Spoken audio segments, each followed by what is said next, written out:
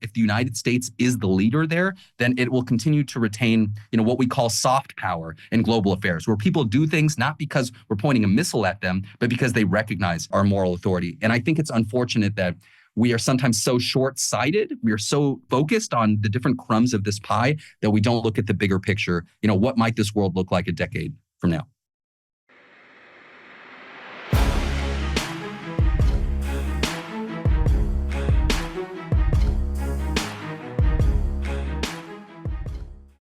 What's up, guys? Welcome back to another episode of The Dime. I'm Brian Fields, and with me, as always, is Kellen Finney. And this week, we got a very special guest, Hirsh Jain, founder of Ananda Strategy. Hirsh, thanks for taking the time. How are you doing today?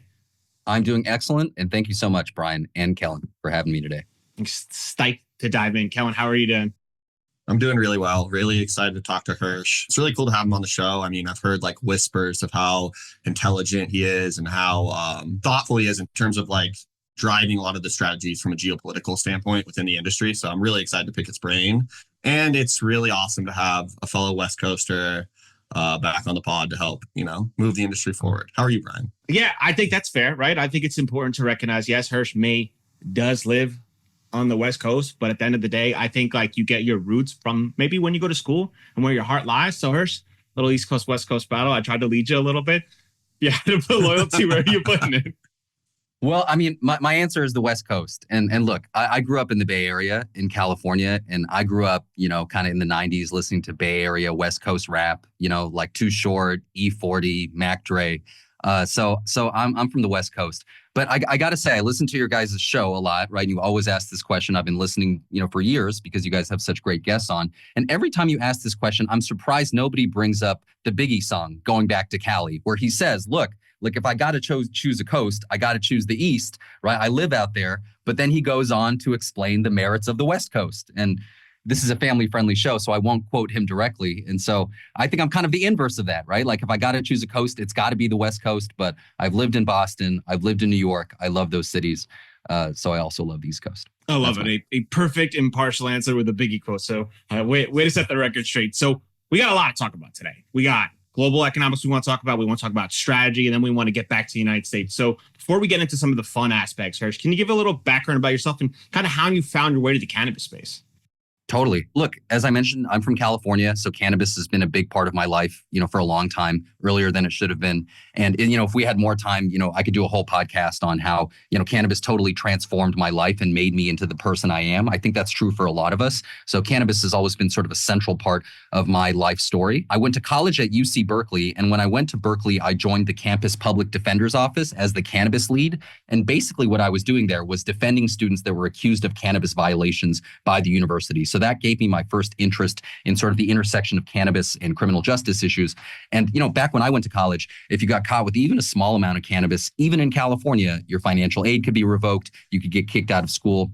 So that's a piece of it. And then I moved to the East Coast after graduating from Berkeley, moved to Boston and went to law school at Harvard. And that's where I fell in love with Boston, by the way, which was totally different, having grown up in the Bay Area. And there I sort of designed a curriculum oriented around the war on drugs, which was very unusual at the time, particularly at that school. And so I got to study under some of the great race and criminal justice scholars sort of our time. Again, we only have a short amount of time, but people like Charles Ogletree, one of the great race and criminal justice scholars of the past half century, famously was a mentor to Barack Obama, just unfortunately passed away last year.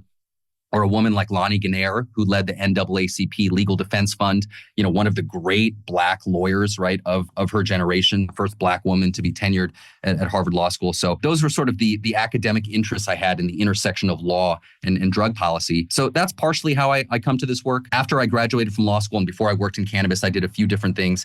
I worked at McKinsey in New York City for a few years, where I really fell in love with New York. And that was an interesting experience. But then I decided that I was a Californian and I needed to move back to the West Coast. So I moved back to California, moved to San Francisco, and I got super lucky guys, I got to join Airbnb, the startup, at just the perfect time. It was the right time, right place kind of thing when it was in hyper growth mode. And they hired me to build out their policy team. And so I got to negotiate kind of every major policy agreement that they had kind of around the world. And it was super fun. Like I got to go to Japan and live in Japan and pass the Airbnb laws there and also across the country. And so bringing it back, sort of to cannabis, I really enjoyed that job. But like many people, I was watching the cannabis legalization movement with great interest and great, attention. And I knew that I had to be a part of it because it was my passion. And I had this hypothesis that the work that I was doing at Airbnb would be applicable to cannabis. Here was this new economy that was regulated at the local level in a heavily decentralized fashion, right? And where San Francisco was going to have a different approach than the suburbs might. I was already working with some of these jurisdictions to pass short-term rental policy. So I had this thesis that same kind of skill set, right, understanding the legal and regulatory dynamics behind this emerging industry could be applicable to cannabis. So long story short, Prop 64 passed in California in 2016. That was the moment where I was like, okay, now I have to find a way in. Working in the space for 7 years, it's been honestly the best experience of my life. Like I finally found fulfillment in my work, which I think a lot of us are looking for. And the work that I do in cannabis with the Nunda strategy is, kind of what I was describing before, understanding the legal and regulatory mechanics that, increasingly are complex in this country and across the world, and helping brands and retailers and investors navigate that highly complex regulatory environment. So I love that work. Last thing I'll say is that in addition to that work, I love doing work with a bunch of nonprofits in cannabis. So I'm on the board of CalNormal, which has passed a lot of patient rights legislation in California over the past few years. And I'm also the vice chair of the Cannabis Chamber of Commerce, which basically tries to function as a chamber of commerce for the cannabis industry and make it easier to do business here. So that's me in cannabis. I love it. And it's clear now to see kind of like some of the intersection of the interests and kind of the forefront and understanding that with Airbnb, you were able to see the trees and understand that there was going to be a path here somewhere. You're not sure exactly where it needs to go, but there needs to be a path and laying out to make sense. So let's talk global landscape. The US right now, does it recognize that it has the ability to kind of influence some of the greater global policy from legalization standpoint? Or do you think right now, from a domestical standpoint, the US has no idea that they have the chance to kind of lead the direction of this industry? Where do you think that goes? I think we're not paying enough attention in this country to how much we have the ability to set the global agenda on drug policy, right? The United States, for better or worse, for the past century, maybe longer, has set the agenda on drug policy, right? It was the United States' embrace of the war on drugs that led to the stifling of the cannabis plant all across the world. And look, my family is from India, right? And my family, going back generations, right, has a deep history. I'm talking hundreds of years, has a deep medicinal history with the cannabis plant in the deserts of Rajasthan. But, when my parents were born in India, the United States was exerting its thumb all across the world and stamped out that beautiful tradition in India as well. And so the United States, for better or worse, often for worse, has set the global agenda on drug policy, but now we have the opportunity to set it for the better, right? Cannabis is now an international phenomenon. Obviously, it's now the fastest growing industry in the United States, but just north of us, right? Our northern neighbor, Canada, has it federally legal. Mexico is going through fits and starts, but it's on its way to legalization. We see the growth of cannabis across Western Europe and even in places we might not expect, right? Like Thailand, in Asia, even Japan, which again, having lived there and knowing their kind of cultural mores, which has been very anti-cannabis historically, following, its sort of alliance with the US following World War II. Now they're starting to think about CBD. So yes, cannabis is now an international phenomenon. And I would say the United States has an opportunity to leverage its embrace of cannabis legalization and plant medicine in geopolitical affairs, not just to influence other countries, right, to follow suit, but also there's a global struggle going on right now between democracies and autocracies, right, between countries like the United States, which again, I get is not perfect and is not a perfect democracy, but tries to embrace democratic ideals, and then countries like Russia and China and Iran, which I guarantee you will continue to, exhibit a kind of hostility towards the cannabis plant. And so I think the point is that embracing cannabis will not only, I think, make our citizens healthier, and we already have evidence for that in the ways in which alcohol and nicotine are being replaced, but it will allow the United States to more fulsomely embrace its ideals, like surrounding freedom, and to draw a contrast with other countries who will not embrace those ideals. And I could go on, but I often envision a world in which the United States is allied, like, with other democracies like India. And I think part of that alliance, right, is embracing plant medicine, which will figure prominently in our 21st century just health framework all across the world. So embracing like a legalization from a federal perspective is easy to say, but like we have to like untangle this like massive international narcotics treaties that like are intertwined between Europe and all these other global countries, right? So like how does that happen? Do you think like the attention's more like resources and time and attention are more valuably spent like domestically driving the US's push towards like Schedule 3 and making like cleaning up our house before we go out and try to untangle these treaties? Or do you think that like they need to happen step by step, right? Like cohesively together? Totally. I think there are two things that you mentioned there, Kellen, that were really important, right? So first, we're like international treaties, right? And so those international treaties make it very difficult to disentangle the drug war. That's absolutely true. But you also mentioned Schedule 3. And let's think about Schedule 3. Look, in this country, there's been a lot of commentary about the limitations of Schedule 3, and I share some of those criticisms. But think about it. The United States has the most respected public health authority in the entire world, right? When the United States Public Health Authority suggests that cannabis has medicinal value, then the rest of the world begins to listen, right? So I think the United States, in sort of codifying the science behind the medicinal applications of the cannabis plant, has the potential to influence the rest of the world. And I will also say a lot of the actions that you are seeing across the rest of the world are downstream of that state-by-state legalization effort that's taking place in the United States. However imperfect it might be, a different way of putting this, Kellen, is like, I don't think Germany would have moved in the past couple of years if that were not preceded by a decade of legalization across the United States and the normalization that spawned. And so I think the answer to your question is yes, like absolutely. No one's suggesting legalization will take place tomorrow or that it'll be easy to unwind the series of treaties that continue to enforce international drug prohibition. But we are making massive progress both at the state level, right, and kind of, I would say, at the scientific public health medicinal level. And my suggestion would be that all of us in the United States need to adopt a slightly wider lens, right? We can focus on fighting with one another in the cannabis industry, fighting our natural allies as we seek to obtain greater pieces of the pie, right? Or we can, those outside the cannabis industry can continue to recycle now what are empirically disproven lies about cannabis. We can keep doing that as we're doing that now. Or we could take a step back and think, how do we influence what the rest of the world looks like? Because that's part of what the United States project is. And I'm not suggesting weed is the answer to all of the world's problems, but I do firmly believe that as medicinally we're shifting into a new world, if the United States is the leader there, then it will continue to retain, what we call soft power in global affairs, where people do things not because we're pointing a missile at them, but because they recognize our moral authority. And I think it's unfortunate that we are sometimes so short-sighted. We are so focused on the different crumbs of this pie that we don't look at the bigger picture. What might this world look like a decade from now? All right. So I'm just going to put it in simple terms because I need to understand this. So far, it seems like cannabis is a state-led story. And to globally push some policy, we would need some federal oversight or a federal group to help lead this, I would assume. So do we need federal regulations or federal legalizations here domestically before we can go out and globally and say, hey, look, in the United States, this is our collective way we do things. We think we should do this. Or do you think it can be a state-led story and that state representatives can help influence global policy? Yeah, I mean, I'll make a couple of points. First, I'll make maybe the very obvious point that state-led stories translate into federal stories, right? I mean, if we think about cannabis or if we even think about gay marriage, right?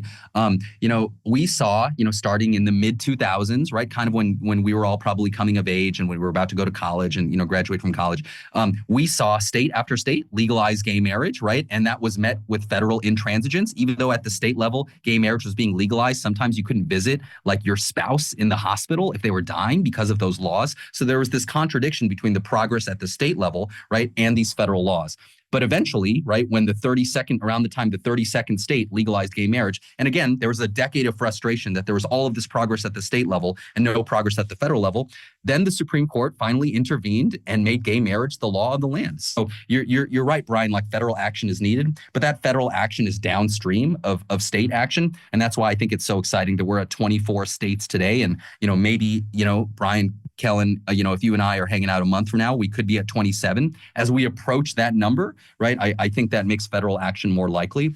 And then the second thing I'll say is that it doesn't need to be so much prescriptive, but more symbolic, right? people follow US culture, right? Across the world, people fixate on American culture and American values and American habits. If the United States can effectively incorporate a rational and functioning cannabis, a good into its, sort of consumer system, but also its health insurance system, if, as we've already seen, that leads to measurable declines in health spending and a reduction in the number of opiate overdoses, then the transition across the world will just happen naturally, and citizens across the world will start to demand the same of their country. So, do you think that like our cultural influence globally is going to like outweigh some of the foundational like infrastructure that Canada is like currently laying in terms of like their exporting and importing treaties with Europe and like trying to become the supply chain? You think that like US culture will come in and kind of dominate that in like a similar fashion to like maybe like the iPhone and like tech culture, right? Like we may not be the ones making all of it, but we are kind of like driving a lot of like the adoption and like utilization of that kind of stuff. Is that kind of where you see it? Totally. I think that's right. I mean, I think to your point, Kellen, right? Canada has definitely gotten a head start, right? They are definitely the player that is most engaged, like internationally, particularly with countries in Western Europe. And I think that should be a wake-up call to the United States that we don't want other nations to lap us, right? That we want to be, and that's, I think, the point of this dialogue here. We want to be the ones leading this revolution because the revolution is coming and we have the opportunity to be the ones leading it. With that being said, the U.S. has so much greater economic might than Canada, and Canada, for so much of its trade, is dependent upon the United States. That, I mean, I think ultimately in the long run, I see the United States being like the big dog international player. But none of this is given, right? I'm speaking to you from California. Many people have assumed in California over the past 8 years that it was a given that this magical ecosystem would just develop. But because we did not have thoughtful public policy, we have not reached our full potential. I could see a similar thing happening in the United States unless we really think intelligently about how we build a coherent system and how that can influence the rest of the world. And we're not there yet. We need to get there. I think that's the part that worries me the absolute most, is because it just seems like some of the politicians making some, let's call it, outrageous statements and understanding that 70% of Americans are in favor of legalization. And it seems like the 30% who are not seem like the politicians that are in charge of us. What group of people are going to be the ones leading the geopolitical influence from cannabis? Is there a certain current group today, or do you think there's a new trade group that needs to be formed in order to influence that? Yeah, I mean, you're right. There continue to be politicians that sort of spout reefer madness, but I continue to believe that progress at the state level just like dramatically changes attitudes. And, just as there were like really histrionic claims made about gay marriage during a certain period that were deemed unacceptable just 3 or 4 years later, I can see a similar evolution happening on cannabis. Now, demographically, Brian, if your question is like who will drive this change, it's young people, right? It's young people. Like I see young people, I see 24-year-old Republicans running for the Pennsylvania state legislature that want to pass legalization in Pennsylvania. Those are the types of people that are going to be replacing those current office holders and driving that change. Is there like a group like who's going to influence that policy? I guess is more of like the individual aspect. Is there a current group in Washington right now that you think would be the ones doing that? Or do you think that'd be like a new position that an upcoming president would hire for and say, this would be plant medicine czar for influence? Totally. I mean, that this isn't on anyone's radar right now. This is sort of like the vision that I believe will I love it. But no one. It's a sick title, by the way. Is it the czar aspect that you like? Yeah. Honestly, it is. That's the I do like that. Hey, I'm available. Hirsh for czar. I'm available, guys. Kamala or Donald, I'm here. Let me know. In case what is soft power again? Just quickly on that. Yeah, I mean, it's basically a way of influencing other nations that does not involve threats or military force, right? So like if hard power, refers to your military might, like soft power refers to those like sort of ideals and virtues that get other people to come along. And the United States, historically has actually exerted a lot of this soft power. The United States, for all of its faults, has done a good job at coalescing other nations, right, together because of their shared ideals. Is there any fear that the pharmaceutical industry or the tobacco industry or the alcohol industry does not want cannabis to become this mighty economic force that kind of brings countries together? That's a good question. I mean, I think that's been debated back and forth, right? Like you will hear wildly different opinions on it. There are some people who will pinpoint the pharmaceutical industry and the tobacco industry behind every kind of like political misstep that happens to cannabis, that there's some, secret machinations taking place. There are other people like Jason Wild, for example, right, who leads TerraSend, who used to work in the pharma industry, who kind of like dismisses that as fanciful and recognizes that this is a small part of the bottom line. So it's hard for me to say how real that threat is. But what I do know to be true, right? What we do know to be true is that cannabis is serving as a substitute for alcohol, for nicotine, and for a whole host of pharmaceuticals. So it's certainly changing the habits of Americans. And you would think that would impact the economics of these industries as well. I think too, though, that like there is like a positive turn to that as well. If you look at like, we were just talking globally, right? Like you mentioned a country like Japan, right? Japan's very, very strict against cannabis, right? Like super, super strict to have it there or anything. But in order to like have that cultural stigma change, like through process, right? It's not a light switch. Having like a pharmaceutical company come in with an established treatment for, say, weaning someone off alcoholism or something like this, right? I know that like there's the GW and epilepsy and like the CBD treatment, which has done tremendous amounts for like moving and changing cultural stigma. But I think there is like a positive argument that you could be made for like Pfizer coming in and like, you know, like there is brand loyalty and brand awareness and like trust within that kind of a space, right? So like, what do you think of that kind of like Totally. argument? I think that's really well said, Kellen. I'm glad you brought that up, and I agree with you entirely. Right, as you were putting it, I think you have to meet people where they are. Right, like we want them to start adopting the use of cannabis, and so we have to meet them where they are. Whether that's a pharmaceutical product that is designed to like mitigate alcohol addiction in places where there is a need for that, or whether it's like a beverage product, for example, right, which is not the traditional way to consume cannabis. Like whether it's a hemp beverage that leads people to consume cannabis, we want to meet people where they are because many people are not accustomed to using cannabis. And I'll also say about these industries, the tobacco industry, the pharmaceutical industry, et cetera, the alcohol industry, I know they get a bad rap for a good reason, right? Like many of the products they sell, right, have killed a lot of people. So that's totally fair. But I sometimes find it curious, I mean, kind of to the point of your question, Kellen, that people see it as inherently evil that these entities are trying to engage with cannabis. If an alcohol company was like, man, people are drinking less these days, maybe we should sell hemp beverages. Is that necessarily an evil thing? I don't know, right? I mean, I understand that alcohol companies have probably done evil things and are responsible for death, but I find that kind of knee-jerk reaction to these industries to be kind of bizarre. And what I think is interesting is that sometimes it's articulated both by folks like Sam, right, and by folks on the far left of the cannabis space. Both of them actually have quite similar arguments about big tobacco and how cannabis is a smokescreen for big tobacco. So I guess that's just a way of saying I understand those other products are deadly and harmful. That's why I want people to use cannabis. But the notion that there is some, pure group of people that should have access to the cannabis plant and those from external entities should be kept out, that always strikes me as a little curious. I love the idea of being the U.S. being the global leader for pushing the legalization, I guess, globally. What would be the first step, Hirsh, if you were in charge? Would it be to approach some of these countries and see kind of what their appetite is and then work with them from an educational standpoint? Given your experience with Airbnb, is it a similar approach or something a little different? Yeah, I mean, I think a lot of this is leading by example, right? So it's not so much genius ideas. I mean, if we think about the war on drugs, there we coerced other nations. There we were like, hey, we're the global hegemon. We've decided because of our own racial politics that we hate this plant. And so you better hate this plant too, or you're going to have problems. That's basically what we did, right? So that's the way we imposed the war on drugs by force. I don't see us doing that. I don't see us, similarly using coercion, right, to induce other people to start smoking a ton of weed. What I think we do is we kind of admit that we are wrong, and which we are in the process of doing, right? The United States federal government admitted it was lying about cannabis for 50 years. We start to admit that we were wrong. We use our amazing scientific institutions to build a global consensus behind what we already know, what I as a non-scientist already know, that cannabis has immense medical utility, right? And then in our commercial life, which is the defining aspect of American society, right? We are a deeply capitalist society. We make room for this as we do any other industry. And I think those are the things that are going to start to get people to pay attention. And I should say, this is not some distant thing in the future, right? If Florida legalizes cannabis, right? There are millions of people from other countries who are going, from South America and other countries who are going to visit Florida and to be able to buy cannabis legally. That is a part of the process whereby a lot of these myths start to get dispelled. And I don't think it requires necessarily, some government official talking to another one. It's leading by example as the United States is capable of doing when it does things right. Couldn't an easy start be the agreements with Mexico and Canada now?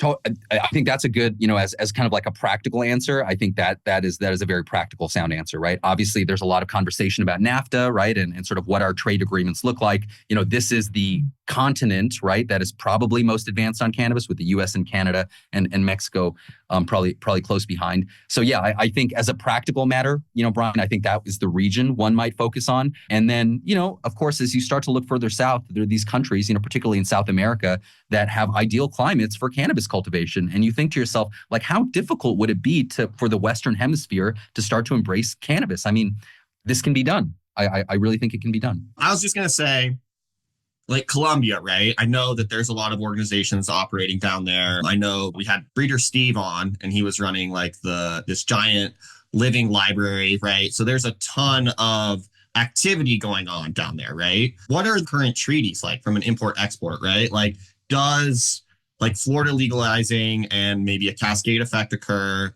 Does this instantly allow for like a cannabis economy to be established between all these countries? Are there existing like infrastructure from a regulatory environment that like we can just jump on board with in terms of like tariffs and languages and like, for example, I know like there's a lot of different words used to describe different quantities and qualities of crude oil, right? So it's like this the type of work that then would have to occur after legalization occurs in order to establish that like infrastructure for trade and commerce with all these existing countries?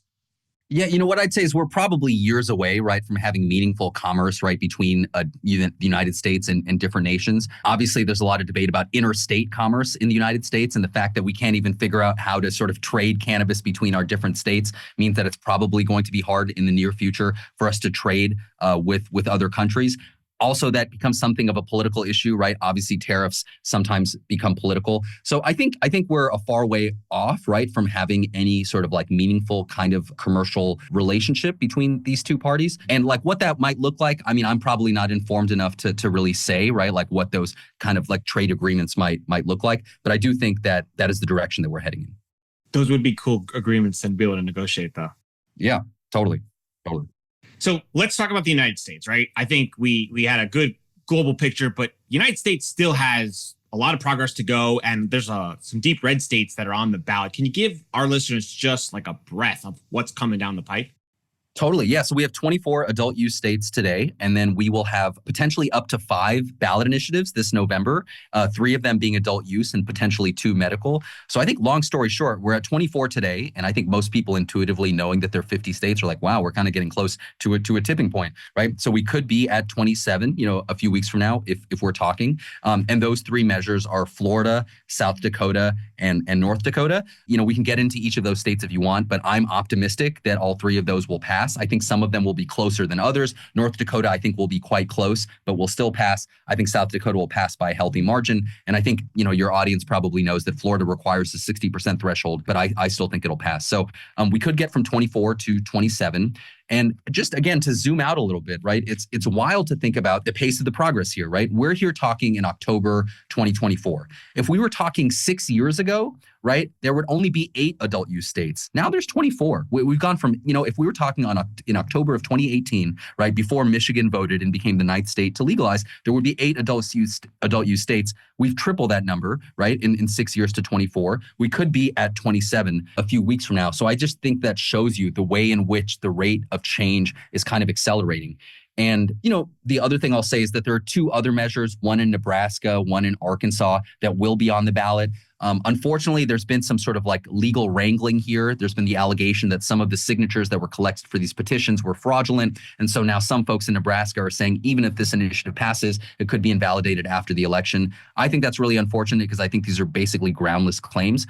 So I hope those initiatives do pass and stand, but they're a little bit more uncertain. But yeah, long story short, we're about to get to 27.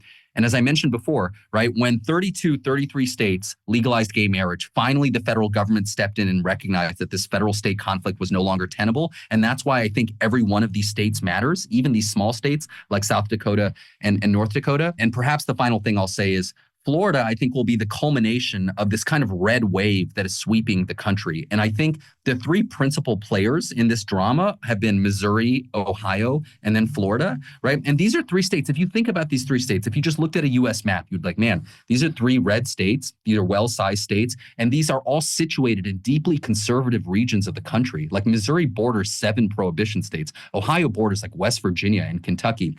Florida, is accessible to the entire Deep South.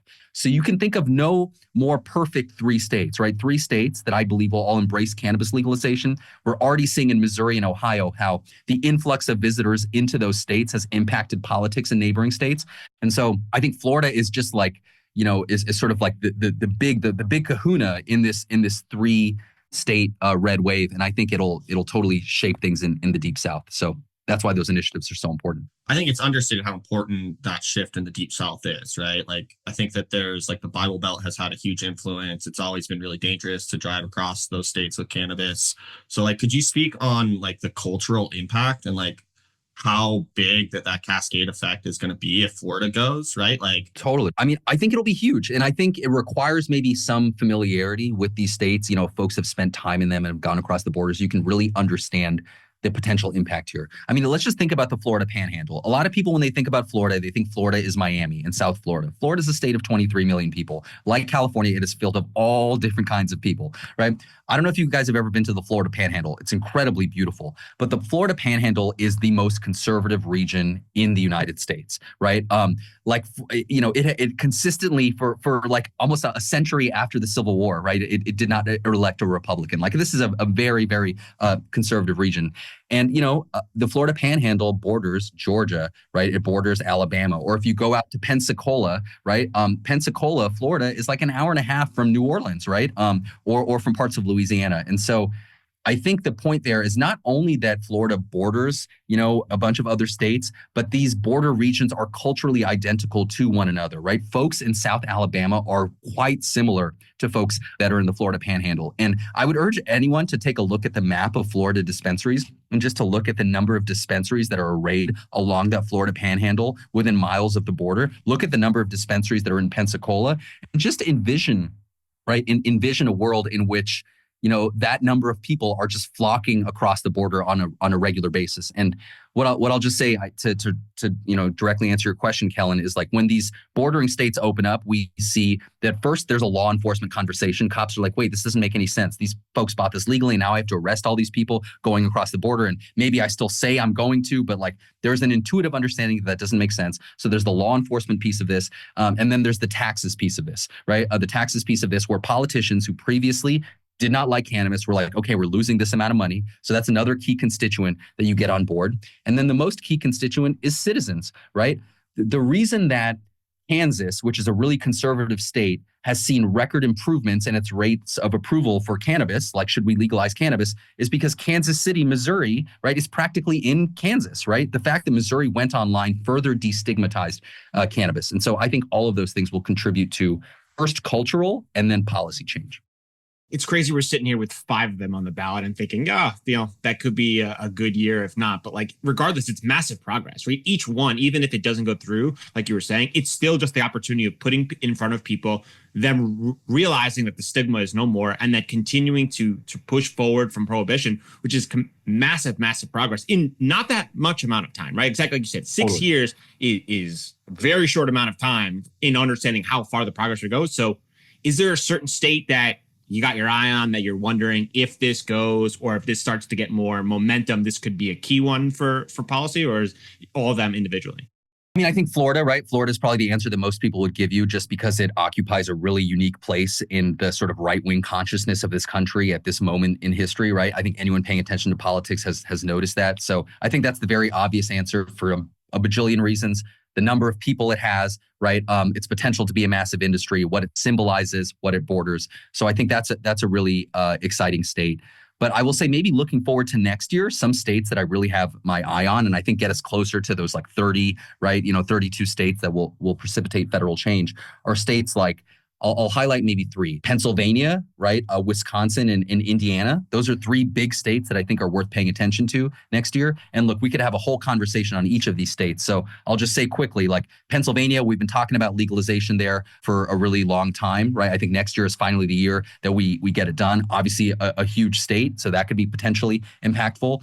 And then I think Wisconsin and Indiana are interesting for 2 separate reasons. And just to go into each briefly, What's interesting about Indiana is that there's a guy named Mike Braun who's going to be likely the next governor of Indiana, right? And by the way, Indiana borders Ohio. And if you just look at a map, you'll notice that literally every person in Indiana is 2 hours or less from a dispensary in either Ohio or Illinois or Michigan. They're literally surrounded. Most people are like 45 minutes away. So that shows you the cumulative impact of these things. But going back to Indiana, why it's so fascinating. If people follow politics, they'll know that Mike Braun, the current senator from Indiana, is a super, super conservative guy. He is running for governor of Indiana, and he's probably going to win because Indiana is very conservative. His pro-cannabis position is remarkable and is very different than it was just a few years ago. He says, we're surrounded on all sides. Cannabis seems to have tremendous medical utility. I'm open to medical. We can even have a conversation about adult use. But, I kind of need to talk to law enforcement about what might make sense. And so I think that's going to be the new Republican position that you see. Okay, like we need to legalize this. Let me talk to law enforcement to make sure we do it the right way. So Indiana is relevant because it'll show how a state that is in full prohibition can quite quickly adopt an adult use program. And it shows how the GOP is moving on cannabis. And then Wisconsin, and I know we're getting into the nitty gritty here, but what's interesting about Wisconsin is that Wisconsin has long been the most gerrymandered state in the country. And I don't mean this as a political comment. I'm just saying objectively, it's the most gerrymandered state. They would elect a Democratic governor by wide margins and then a GOP supermajority because their districts are so drawn to advantage of the GOP. The Wisconsin Supreme Court ruled a few months ago that those maps are now illegal and that they have to draw fair districts for the first time. So in Wisconsin, there's a decent chance that the Democrats could take over the legislature. And I bring this all up to say, how did we legalize cannabis in Minnesota? Well, it was actually quite a similar thing. You had a Democratic governor, right? And you had a Republican legislature that wouldn't play ball. And then the Democrats made some gains, and then they were able to pass a bill quite quickly. And so I think the fact that Wisconsin's state level politics may change may precipitate policy change there more quickly than we see in most places. How do you stay clued in on all these state level policies? They are complex, they're moving all the time, and there's different speeds. So what's the process for you internally? I mean, I think it's just a combination of like passion and interest and aptitude. And I'll go back to when I was working at Airbnb. When I was working at Airbnb, I had to understand how thousands of cities around the world were approaching this very similar issue, and to understand how local politics in Shanghai, would be different than local politics in Mumbai and there are security concerns that exist there. I would have to understand how in Japan, it was really weird to invite a stranger to stay into your home, right? And that if you knocked on the wrong door, right, in Japan, that would set off a lot of alarm bells. So I guess, I was really interested in that topic because I love travel. And, I came of age during the Airbnb generation where I was too broke to stay in any other places. And so I was really interested in this topic and was fascinated about how it was playing out across different geographies. And that gave me the opportunity to learn more about those countries and their culture and their domestic politics. And I see a very similar thing happening in cannabis, where this is, I think, one of the most fascinating movements of my lifetime. And it is fascinating to see it play out across this country and across the world. So I guess that's my motivation, right, for it. And just practically, I mean, I try to read literally everything I can on cannabis. I think you can spend 8 to 10 hours a day, reading about the sort of policy and market developments in markets around the world. And so if you weren't interested in that, that would be hell. But if you think it's fascinating and you really care about cannabis, it's exciting. And I will say you start to see patterns emerge across different geographies, and you start to familiarize yourself with the different arguments that exist. And so I think it's just a great education into how this movement is unfolding. Does the hemp versus cannabis throw a wrench into any of these plans?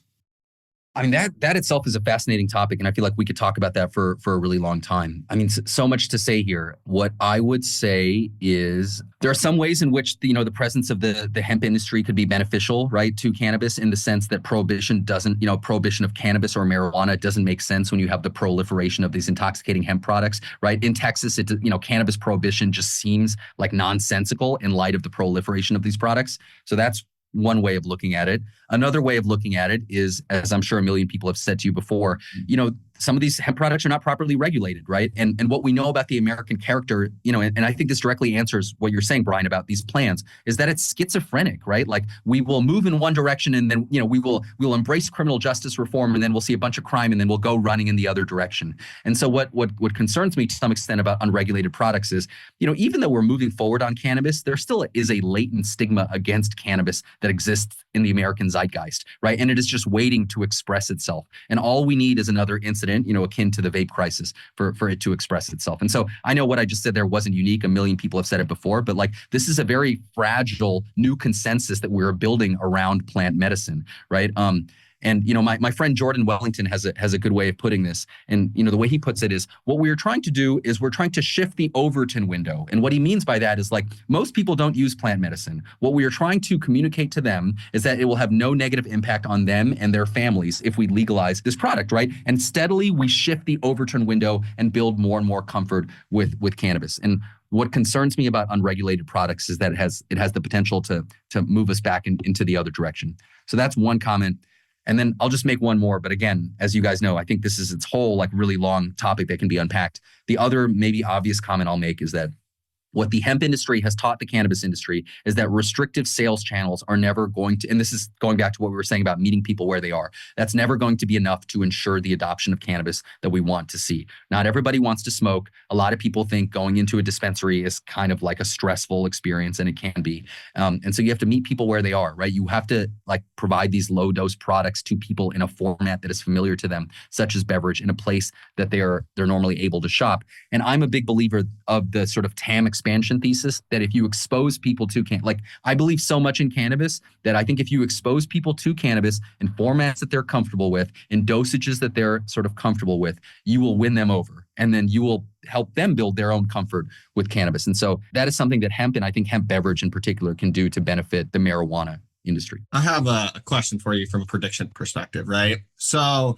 like eliminate all of these terms that we use to describe cannabis, hemp, blah, blah, blah, right? Like essentially what hemp has been able to do is take the molecule Delta-9 and provide it in like you're saying, meeting people where they are, right? So it's providing that molecule in like a safe manner in an environment that they're willing to try it. So then essentially you're getting the positive cultural change where people are now adopting the use of this molecule. I know it's not from the cannabis plant and there's all this regulatory stuff, right? But they are starting to use it more, and they're able to order it, and it shows up at their front door, and they don't get judged, and they can, consume it in the safety of their own home.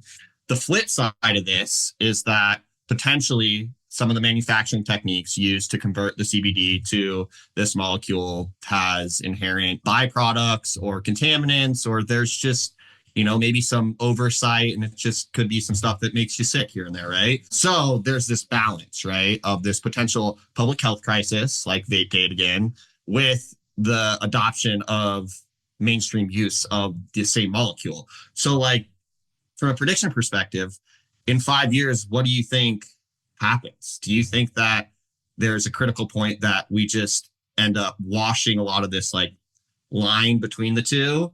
Or do you think that there is actually some sort of large health crisis that forces us to like look in the mirror? Like, what do you think, Hirsh? Yeah, I mean, look, I think ultimately the distinction between cannabis the distinction between hemp and marijuana, that legal distinction doesn't really make sense. I think we've seen that it's an artificial legal distinction, right? We draw the distinction at 0.3%, but that might be raised to 1%, and they have a different distinction in Europe. So I don't think anyone can contest that the kind of legal distinction we've made here doesn't make sense. And I think for that reason, it's on borrowed time. And so I guess I envision a future world in which there's a unified regulatory framework that treats this plant the same, right? Which seems to make sense to me. I will say, you were describing, Kellen, like the manufacturing processes and byproducts. Like that's where, I'll just be honest, that's where this starts to get tougher for me, right? Like I'm not a chemist. I barely passed high school chemistry. And so I often find myself, reading competing claims about whether a synthetic product, right, is harmful or not. And someone will say, well, we use the same process in milk or whatever, and nothing is problematic there. And so I know that's not a great answer to your question, but one of the challenges I face when it comes to these like kind of synthesized or manufactured cannabinoids is like, I know weed. I can opine on its safety, even though I'm not a scientist, quite comfortably. These other ones, I find myself lost a little bit. And that's why kind of going back to what we were saying earlier, we need a functioning public health authority, right, in this country on these issues, right? A lot of sort of our public health leaders in this country, in my opinion, continue to recycle manufactured claims about cannabis that have been demonstrated to be disproven, continue to cite things like cannabis use disorder, which, like, I'm not a scientist, but I know that's nonsense, right? If I substituted caffeine, right, into that list of criteria, then 80% of this country would have caffeine use disorder. Oh, you go out of your way to get it. Like, you walk 2 blocks to Starbucks. Like, I guess you have a disorder. And so, right? I mean, mean, and so I know this is not an intervention, Kellen. So that's not a great answer to your question about a prediction, but I guess that's just my way of saying we need the public health authorities of this country to be focused on science and not, dressing up ideology in the name of science. And so we need people like that to opine on whether certain manufacturing processes are safe or not. I guess where that question came from was my buddy was like looking at the industry from an outside perspective, and he was like, the cannabis industry looks at like it's almost like at this like turning point where it could take a similar path that like big tobacco took, where they started adding things to their products to do all these things, and it resulted in their eventual demise, right? So like that's kind of where I was like thinking of in terms of like, is there certain regulatory frameworks or things that we can do right now that like could prevent that ultimate demise, I guess you could say. Totally. Yeah. And I mean, I think I don't have a specific answer there, but I agree with what you're saying, right? Which is to say, like when you fall out of favor, right, in the public consciousness, then that just means, right, you're going to be restricted further. So it's incumbent upon the cannabis industry to put guardrails around these things. And look, I didn't know until fairly recently that, tobacco was not an inherently evil product, right? That like the way in which it was manufactured, for example, made it much more problematic. And I think that lends credence to what you're saying, Kellen, that can be done to other products as well. And that's something we should avoid. Whose responsibility is this to incorporate like a public health narrative about some of the positive aspects of cannabis or some of the fair health aspects of cannabis? I think it's all of ours, right? I mean, I think it is all, and I'll be more specific in a second, but I do think it's all of ours. It is all of ours in this community to make the empirical case that cannabis is a substitute for all of these deadly toxins that we have no problem selling, right, in our country. Stop, like, and end of statement. Our food is poison. So much of the pills that we sell are poison. Like that's what we do in this country. We sell poison. And so it's disingenuous when public health authorities, fixate on cannabis for this reason. And I'll say, to give you a specific example of like whose job it is, I don't know if you guys know Paul Aramonto. He's the deputy director of NORML. Whenever some allegedly scientific claim about cannabis being deeply destructive comes out, you can count on Paul to write a really thoughtful op-ed within 3 to 4 days. And I'm sure you've probably read some of them circulating around Twitter, right? That kind of like empirical rebutting of this analysis is what is necessary. And I will say, like, we need to do this, guys. Just to give you a really specific example, right? And not to call out anyone individually, but there's a public health official named Lena Wen, right? Lena Wen used to be the commissioner of the city of Baltimore when it came to public health. She is a professor at George Washington University. She writes op-eds in the Washington Post, for example, that you have probably read. What she does, right, is recycle just claims about cannabis that are lies, right? Although she's a very accomplished, public health scholar, right? In a recent column, she noted that the use of cannabis could increase the risk of heart attack by 40%, right? And I think, you don't need to be a doctor to understand that is essentially a false claim. And what she wrote another column this morning, and I would expect that Paul Aramonto is going to rebut it in the next few days, or Peter Grinspoon, right? Another scientist, or Jay Kaplan, or, Dr. Kaplan, who you had on. So I think it's partially the jobs of those that have scientific authority to rebut those claims. And I'll just say again, we rely on our public health officials to give us neutral advice. And the problem is when your government is lying to you about one thing, you start to suspect that they're lying to you about other things. And I don't want to get into COVID politics, but it's interesting to consider that, Lena Wen was one of the most prominent officials when it came to talking about the pandemic, right? And maybe everything she was saying there is valid. But if we have another pandemic, I'm not smart enough to understand all the nuances. I need to be able to rely on people like Dr. Wen to tell me the truth about what's happening. And unfortunately, when hundreds of thousands of people associate that individual with lying about cannabis, then they'll make those same assumptions in a public health crisis. That's why it's the government's responsibility to tell you the truth and not to push ideology under the guise of science or public health. Amen. Yeah, that is happening way too much these days. So slightly switching gears, dream smoking session, 3 people dead or alive. This is hard. I'll say Louis Armstrong, Barack Obama, and Bayard Rustin. And some people may not know Bayard Rustin, but Bayard Rustin was probably the most important American activist, I would say, of the 20th century, was the deputy director of the March on Washington in 1963.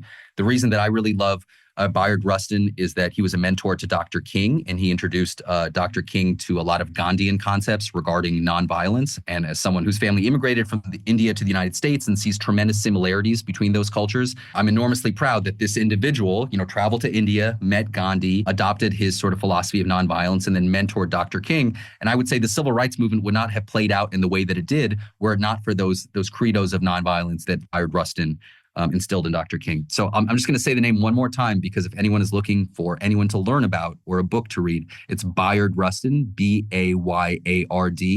Probably the most fascinating human being I've ever read about. Love it. Tell me something that is true that nobody agrees with you on. I don't know if nobody does, but something that is true is that we have a responsibility to be very tough on regulators in cannabis. So I don't know if no one agrees with me on this, but many people don't. There's many people that it's the obligation of American citizens to hold their public officials to account. And I think sometimes in this industry, because of how insular it is, there's a reluctance to do that. And so I'm a firm believer that it is our responsibility, especially when folks are making a couple $100,000 a year, to ensure that they're accountable to us, the taxpayers who are paying their salaries, and to approach them in kind of like a teacher's pet kind of way so that they might give you a favor down the road, I think is a misguided approach. What question do you wish more people asked you? How did you figure out what you wanted to do, like with your life, I guess? Or like, what was your career journey, I guess? And we already went into this, so you don't have to ask me that, but yeah. Yeah, took the words out of my mouth. All right, prediction time. Hirsh, could the U.S. leverage cannabis legalization to build strategic alliances internationally? And if so, which countries would you target? The answer to that is yes. And I would use that to fortify alliances across Western Europe, for example, and to build alliances between those public health authorities. Similarly, to build alliances across, the Western Hemisphere and parts of South America. And most crucially, look, I'm biased here, but India, right? I mean, the United States and India are the world's two largest democracies. And as we look for a bulwark against authoritarian countries, I think cannabis can be a great conduit. And there's also such significant cultural cross-pollination between the countries. I think cannabis is part of that alliance, which should be stronger. 100%. Kellen? I mean, I agree. I think India, Western Europe, those are all really critical. I would say Africa as well. I think there's this huge, I know it's a continent, right? And it's not the way to describe that.